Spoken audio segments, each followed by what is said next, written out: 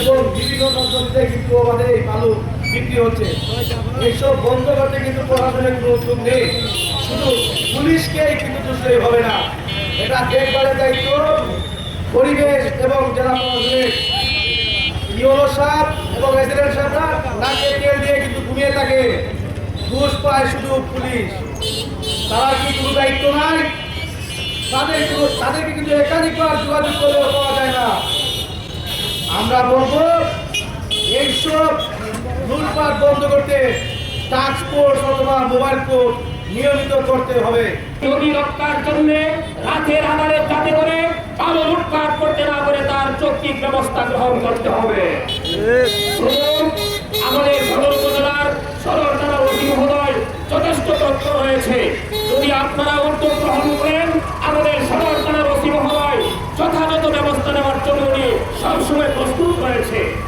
সুনামগঞ্জের সদর থানার রতন শেখ আসার পর বেশ কয়েকটি অভিযান হয়েছে। আমরা সেই রতন শেখকে ধন্যবাদ জানাই। আমরা চাই রতন শেখের মতো প্রত্যেকটি থানায় প্রত্যেকটি অফিসার যেন এইরকম সক্রিয় ভূমিকা পালন করে।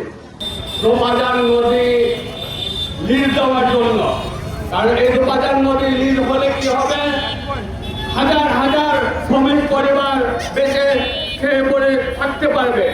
কিন্তু কিছু স্বার্থন্যায়ী মহল এটা যাতে লিজ না হয়, তারা তাদের বলগেট দিয়ে এই মেশিন দিয়ে বোমা মেশিন দিয়ে বালু উত্তোলন করতে অবৈধভাবে। দিনে রাতে আমাদের লোক হচ্ছে প্রত্যেকদিন বালু, কিন্তু আমরা প্রশাসনের কোনো কার্যকর ভূমিকা দেখতে পাচ্ছি না। গতকাল রাতেও আমরা দেখেছি পুলিশ ওই জায়গায় গিয়েছিল, যাওয়ার পরে ওই জায়গায় বালুর নৌকা ডুবে দেওয়া হয়েছিল, কিন্তু উপজেলা প্রশাসন বা জেলা প্রশাসনের পক্ষ থেকে ওই জায়গায় কোনো মোবাইল কোর্ট পরিচালনা করা হয়নি বিধায় ওই জায়গায় কোনো আসামিদেরকেও ধরাও সম্ভব হয়নি। আমরা চাই এই লুটপাট বন্ধ হোক, বৈধ প্রক্রিয়ায় এই জায়গায় ইজারা দেওয়া হোক। বিগত দিন 5টা 10,2024 এর পরবর্তীতে 2000 লোক আমরা দেখতে পাইছি। পরবর্তীতে আমাদের মাননীয় সংসদ ভাই, উনি আমাদের প্রান্তীয় ভাই, উনি আমাদের জন্য কাজ করবেন।